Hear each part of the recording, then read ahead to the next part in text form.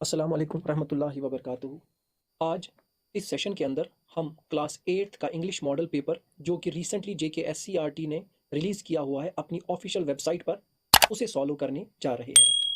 दो चीज़ों का ख्याल रखना है, इस क्वेश्चन पेपर से हमें 40 मार्क्स मिलेंगे मैक्सिमम, और इन्हें हासिल करने के लिए आपके पास 2.5 आवर्स होंगे। अगर कोई भी बच्चा इस मॉडल पेपर को डाउनलोड करना चाहता है तो मैंने उसकी डाउनलोड की लिंक मैंने डिस्क्रिप्शन में दे रखी है। वहाँ जाकर आप इसे डाउनलोड करके इसका फ़ायदा उठा सकते हैं। मॉडल पेपर का मतलब ये नहीं होता है कि यही पेपर कल को बोर्ड एग्ज़ाम में पूछा जाएगा, बल्कि मॉडल पेपर से मुराद है ऐसा पेपर जिसको बच्चे देखकर ये समझ जाएं कि बोर्ड एग्ज़ाम में इसी तरह का, यही पैटर्न, यही डिज़ाइन, यही स्टाइल का पेपर आने वाला है। इंग्लिश मॉडल पेपर जो है उसमें 3 सेक्शंस हैं, मतलब कि आपके एग्ज़ाम का जो बोर्ड एग्ज़ाम में जो पेपर आएगा उसके भी 3 सेक्शंस होंगे। Section A, section B, section C. कुल मिलाकर जो क्वेश्चंस पूछे जाएंगे वो होंगे 8। आइए हम सबसे पहले सेक्शन ए को सॉल्व कर लेते हैं।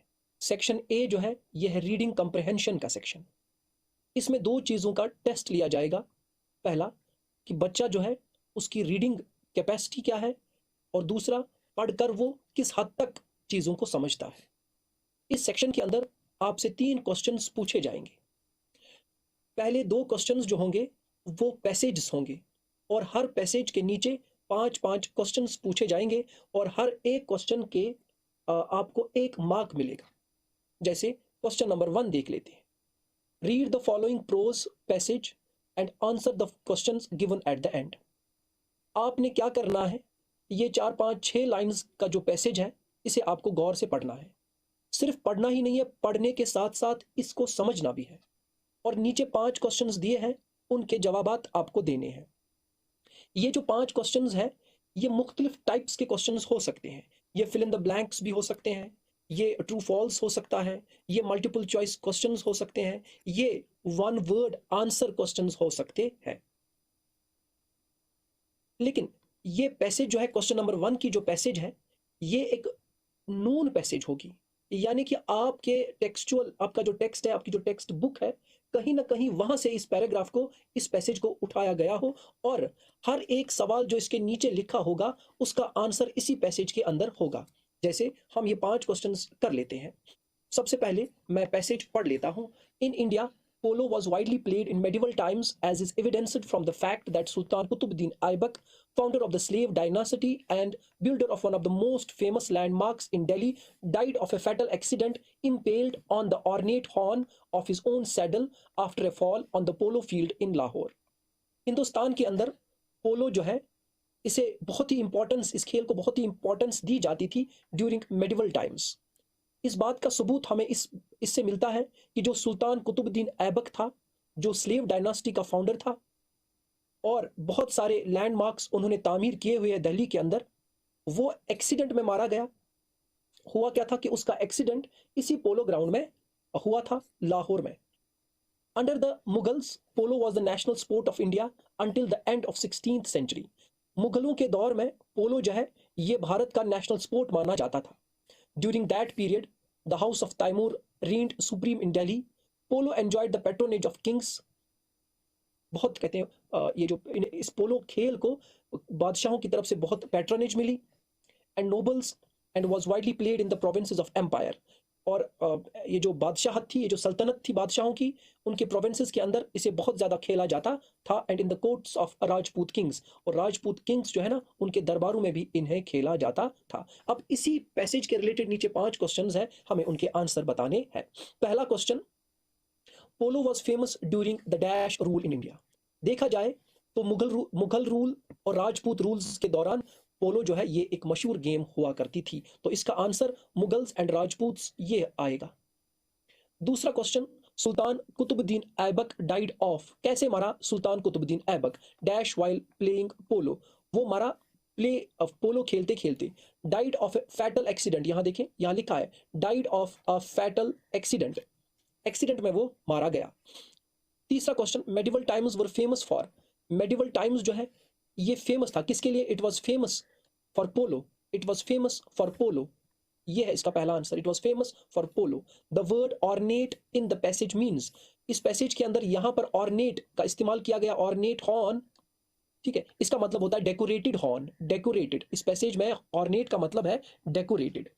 उसके बाद use the word patronage in your own sentence.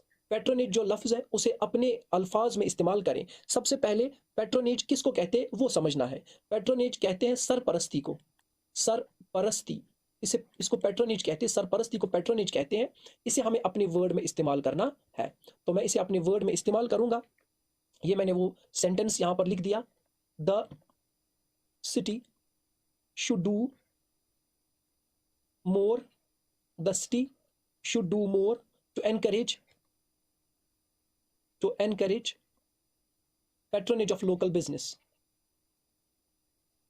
patronage of local business।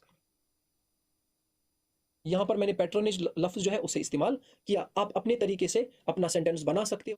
Question number 2, ये भी एक पैसेज है, बट याद रखिए ये एक अननोन और अनसीन पैसेज होगी। इस पैसेज को आपकी बुक से नहीं लिया गया, बल्कि जो पेपर सेट करने वाले हैं उन्होंने अपनी मर्जी के हिसाब से कहीं से इस पैसेज को लाया है। Read the following prose passage and answer the questions at the end. बिल्कुल वैसे ही जैसे हमने अभी क्वेश्चन किया, यहाँ पर भी आपको ये पैसेज जो है गौर से पढ़नी है, पढ़कर इनके लफ्ज को समझना है, और समझने के बाद आपको नीचे दिए गए 5 क्वेश्चंस के आंसर बताने हैं। इसमें भी आपको 5 मार्क्स मिलेंगे, और हर एक क्वेश्चन का सही आंसर अगर लगा तो आपको 1 मार्क मिलेगा।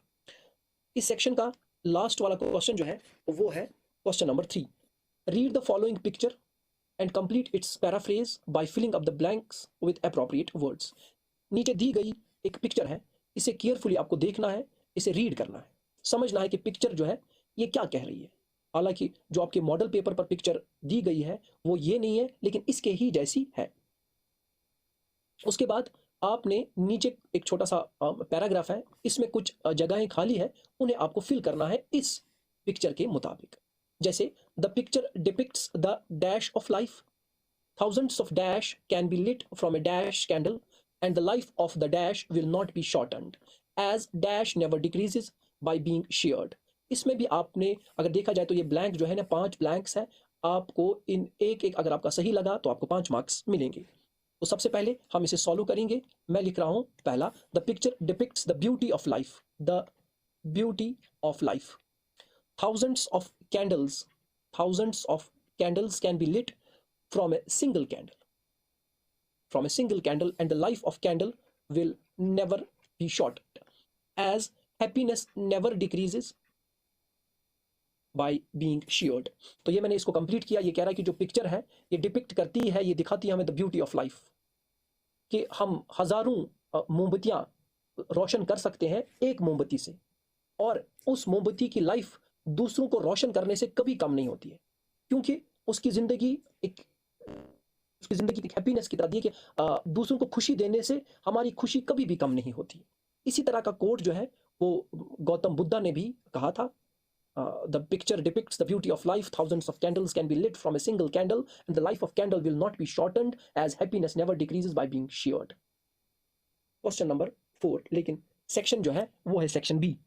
सेक्शन बी जो है ये है राइटिंग स्किल्स और ग्रामर। इसमें 2 चीजें चेक की जाएंगी कि आप कैसा लिखते हो, आपके लिखने की सलाहियत, और आपका ग्रामर जो है उस पर आपका कितना होल्ड है। क्वेश्चन नंबर 4 जो है, observe the following picture and right your observations in a paragraph 80 to 100 words. ये नीचे दी गई पिक्चर है, इसको गौर से ऑब्जर्व करें और अपनी ऑब्जर्वेशन, आपने क्या यहां से समझा, अपनी ऑब्जर्वेशन को 80 से लेकर 100 वर्ड्स में लिख दें। तो सबसे पहले हम ये देखेंगे कि ये क्या है, लिखा है for a fair selection everybody has to take the same exam, please climb that tree. अब मैंने क्या इस पिक्चर से समझा, मुझे लगता है ये एक उस्ताद है, और यहां इसके सामने crow, monkey, penguin, elephant, fish और फॉक्स वगैरह जो बैठे हैं ये स्टूडेंट्स हैं। ये बस समझाने के लिए, कोई मेरी बात का इल न ले, ये जस्ट समझाने के लिए। और ये जो हमारा पूरा सीन है ये हमारा एजुकेशन सिस्टम है, ऐसा मैं समझ रहा हूं। हो सकता है आपकी ऑब्जर्वेशन मुझसे डिफरेंट हो।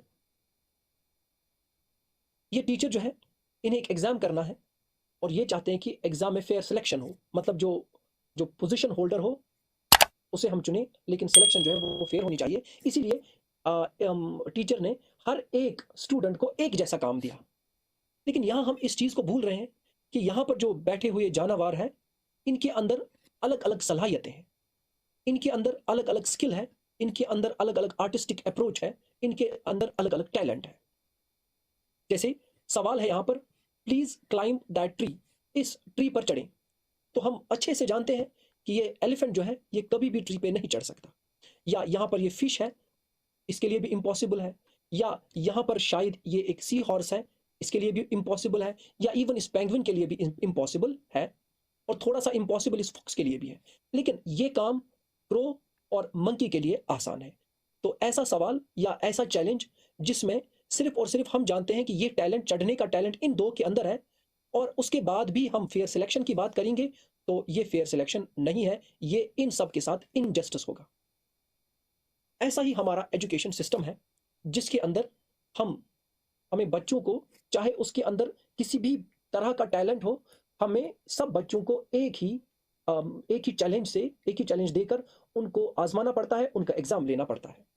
जैसे मैं आपको एग्जाम्पल दूं कि माइक टाइसन जो थे वो एक खतरनाक बॉक्सर थे। हो सकता है वो अपने स्कूल के अंदर पढ़ाई में कमजोर हों, लेकिन बॉक्सिंग में वो अव्वल है। स्कूल के अंदर उनकी सलाहियत पढ़ाई में वो उतनी नहीं थी। तो हमारा जो सिस्टम है, एजुकेशन सिस्टम है, वो ऐसा होना चाहिए कि हम सिमिलर काइंड ऑफ स्टूडेंट्स को, जिनके अंदर एक ही जैसा टैलेंट हो, उनके लिए अलग सा एग्जाम, और जो दूसरे होंगे उनके लिए उनके उनके टैलेंट के हिसाब से एग्जाम्स होने चाहिए। तो ये ऑब्जर्वेशन आप अपने पैराग्राफ में लिख सकते हैं। नेक्स्ट क्वेश्चन, ये इसी क्वेश्चन का और है, या तो आप वो वाला क्वेश्चन कर लेंगे या फिर ये वाला question. Is good health the real wealth, ये सवाल है, क्या अच्छी सेहत ही असली दौलत है? बिल्कुल हाँ, यस, इसका आंसर जो है वो यस है, लेकिन आपको यस नहीं लिखना है। Right a paragraph 80 to 100 words by using the given clues. नीचे 3 क्लूज दिए हैं, इन क्लूज का आपको इस्तेमाल करना है, और आपको is good health the real wealth पर छोटा सा पैराग्राफ क्या कहते हैं इसको लिखना होगा 80 to 100 वर्ड्स का। लेकिन याद रहे कि जो पैराग्राफ आप लिखोगे उसमें हेल्थ इज वेल्थ, अच्छी सेहत ही दौलत है। प्रीशियस गिफ्ट ऑफ नेचर, अच्छी सेहत जो है ये कुदरत की तरफ से एक कीमती तोहफा है। की टू हैप्पीनेस, अच्छी सेहत जो है ये चाबी है, ये कुंजी है खुश रहने की। इन तीनों क्लूज का आप उसमें इस्तेमाल करोगे, और मजीद अपनी तरफ से भी बहुत सारे पॉइंट्स ऐड करके आप ये पैराग्राफ जो है लिख सकते हो, और अपने लिए 5 मार्क्स जो है वो हासिल कर सकते हो। Next question, question number 5, 2 marks का होगा। Your school is not having a reading room smart class. Write a letter to the principal or headmaster of your school requesting him her to establish a reading room smart class in your school for the benefit of staff as well as of student. यहाँ पर बच्चों को आपको लिखनी होगी एक letter. Letter के अंदर आपने प्रिंसिपल या फिर अपने हेडमास्टर को एड्रेस करना है, और उन्हें रिक्वेस्ट करनी होगी कि वो आपके स्कूल के अंदर एक रीडिंग रूम को एस्टैब्लिश करें या एक स्मार्ट क्लास को एस्टैब्लिश करें, जिसका फायदा आप स्टूडेंट्स भी उठाएं और आपके जो टीचर्स हैं वो भी उठा सके। ये लेटर आपको लिखनी है बाज़ाब्ता विद द प्रेस्क्राइब्ड फॉर्मेट, जिसको आपके टीचर्स ने दिखाया होगा। या अगर आप इस पर होल्ड नहीं रखते हो तो आपको ये दूसरा वाला जो है ये लिखना होगा, 2 में से एक करना होगा। Your family is inviting all near and dears including family friends on any special occasion. You have been asked to invite your close friends as well. Write an email to your friend inviting him to the said function. आपकी family जो है अपने सब रिश्तेदारों को बुला रही है और अपने दोस्तों को बुला रही है एक स्पेशल ओकेजन पर, और आपसे ये कहा जा रहा है कि आप भी अपने क्लोज फ्रेंड्स को बुला सकते हो। इसके लिए आपको एक ईमेल लिखना होगा अपने दोस्तों को या अपने दोस्त को, ताकि आप उसे उस ईमेल के जरिए इनवाइट कर सकते हो इस फंक्शन में। ईमेल लिखने का एक फॉर्मेट है जो आपके स्कूल में दिखाया होगा, तो आप उसी के हिसाब से ही वो ईमेल जो है वो लिखोगे। इसके बाद क्वेश्चन नंबर 6 है, इसमें आपको 1 मार्क मिलेगा। Write a WhatsApp, Facebook, Twitter DM message with appropriate format to your classmates and inform them about the postponement of election for student secretary और any other event in your school. आपके school के अंदर एक event हो रहा है जिसमें आपको एक स्टूडेंट सेक्रेटरी को इलेक्ट करना होगा। लेकिन उसका जो डेट है वो पोस्टपोन हुआ। अब इलेक्शंस इस डेट पर नहीं होंगे। आपको यही इंफॉर्मेशन अपने क्लासमेट्स तक पहुंचानी है। उन्हें ये इंफॉर्मेशन देनी है कि इलेक्शन जो स्टूडेंट सेक्रेटरी का होना था वो फिलहाल के लिए पोस्टपोन हुआ। लेकिन इसके लिए आपको या तो व्हाट्सएप मैसेज करनी होगी, या फेसबुक मैसेज करनी होगी, या ट्विटर की मैसेज करनी होगी, या आप इनबॉक्स मैसेज भी कर सकते हो विद द अप्रोप्रिएट फॉर्मेट। सही वाला फॉर्मेट होना चाहिए जो आपके स्कूल में आपको दिखाया गया होगा। ये था क्वेश्चन नंबर 6। अब आते हैं क्वेश्चन नंबर 7 पर। डू एज डायरेक्टेड, जैसे आपको बोला गया वैसा ही आप करो। Supply appropriate grammatical items in the blanks provided. नीचे ब्लैंक्स दिए हुए हैं, आपको सही ग्रामेटिकल आइटम जो है उन्हें चूज करना होगा और यहां पर भरने होंगे ये ब्लैंक्स। ग्रामेटिकल आइटम्स किनको कहते हैं? ग्रामेटिकल आइटम्स में प्रीपोजिशंस आ सकते हैं, आर्टिकल्स आ सकते हैं, वर्ब्स आ सकते हैं, मॉडल वर्ब्स आ सकते हैं। आपको देखना है यहां किस चीज की कमी है, अप्रोप्रिएट ग्रामेटिकल आइटम यहां पर लगाना है। जैसे the newspaper is one of the significant science of the modern civilization. It is the most popular form of reading in the present times because यहाँ because it interests all sorts of people. It is full of political news, sports and commercial news, as well as articles by well-known writers. A newspaper keeps us both entertained and informed. Newspapers also tell people what their rights are and teach them how they can protect and exercise these rights by placing before the reader new viewpoints every day. They stimulate thought and increase the power of independent thinking. Thus, newspapers contribute to the development of knowledge and their educative influence is indeed immense. अगर आपने ये 5 blanks भरे और सही भरे तो आपको 5 marks मिलेंगे। Next question, change the narration. आपको 2 सेंटेंसेस की नरेशन चेंज करनी है। नरेशन के रूल्स हैं, वो रूल्स आपने स्कूल में पढ़े होंगे। जैसे she said to me, comma, inverted commas, begin my father. ये डायरेक्ट स्पीच है। My father is going for Hajj tomorrow. हमें क्या करना है, हमें इसकी नरेशन जो है उसे चेंज करना होगा। तो हमें इनडायरेक्ट स्पीच बनानी है। तो इसके लिए जो इनडायरेक्ट स्पीच है वो है she told me that her father was going for Hajj next day. For Hajj next day। ठीक है।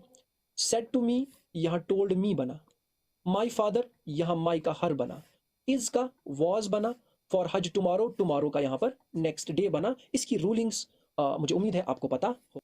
इसी तरह से आपको दूसरा सेंटेंस जो है he said, comma, inverted commas, begin why are you crying necessarily, इसको भी इनडायरेक्ट स्पीच में कन्वर्ट करना है और ये आप खुद करेंगे।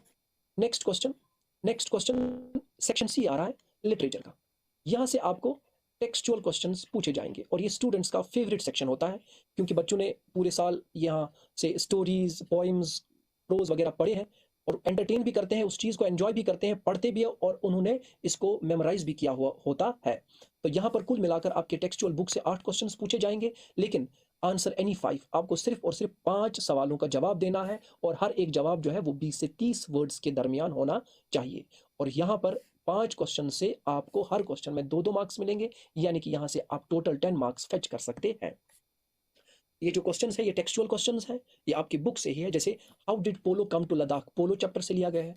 Why Brutus was called the noblest Roman of all, ये है जूलियस सीजर, उससे लिया गया है। Can we save our posterity from the harmful effects of polythene, polythene chapter से लिया गया है। What does the third wrinkle represent on the mother's face, wrinkle poem से लिया गया है। या फिर ये देखिए समर एंड विंटर पोएम से लिया गया है। तो इसी तरह से बाकी सारे क्वेश्चन जो है टेक्सचुअल क्वेश्चंस हैं। मेरी बच्चों से यही रिक्वेस्ट है कि मॉडल पेपर को प्रिंट कराएं, उसे सामने रखें, उसे सॉल्व करने की कोशिश करें और सीखें कि आपको बोर्ड एग्जाम में किस तरह से अपना असली वाला पेपर जो है उसे सॉल्व करना है। बाकी बहुत बहुत शुक्रिया। अस्सलाम वालेकुम वरहमतुल्लाहि वबरकातुहू।